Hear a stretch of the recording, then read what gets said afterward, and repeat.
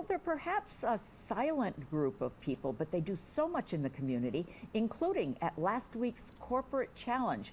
Meet Joe Camarino, who is a ham radio operator. Nice to see you. Thank you, Laura. People don't think you guys are around anymore, guys and women, we should say, because everyone has cell phones, but you still do a lot in the community. Oh, there's quite a bit.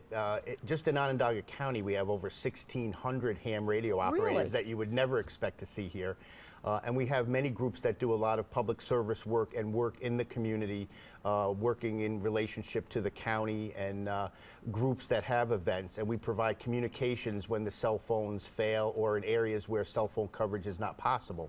Some of these instances, if you recall, like the incident in the Boston Marathon. Yes. When that occurred, the police had to shut down the cell phone tower, so there was no communications. Over 200 hams came together to form a network to provide communications to the agencies that needed it. A lot of people think ham radio and they think person in a garage, a lot of equipment.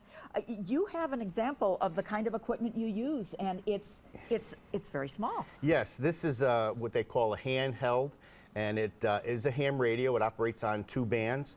You could buy something like this for under $50, believe it or not. And there are tests. You have to be certified. Yes, it's required under the Part 97 of the FCC regulations to be licensed.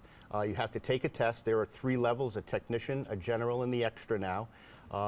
The code, the Morse code, is not required anymore, so it makes it a little bit easier for those of us who are a little fearful of code. Dot dash, yes, yeah, yes. yeah. But that's still useful, and you know, people still use code as much as they use now computer technology and digital modes. Well, thank you so much for the information. Thank you. And thank you for the service you do to the community, I appreciate too. it. Yeah, if you'd like to be involved, it's a fascinating field, and it gives you kind of an inside look at a lot that goes on all the time here in the area. Next weekend, there are field days, essentially, and the 2 clubs here in Onondaga County both have sessions. One is at William Park, the other is at the Camillus Ski Area. There is the information. There's also the website to get in touch. Hope you've learned something this morning.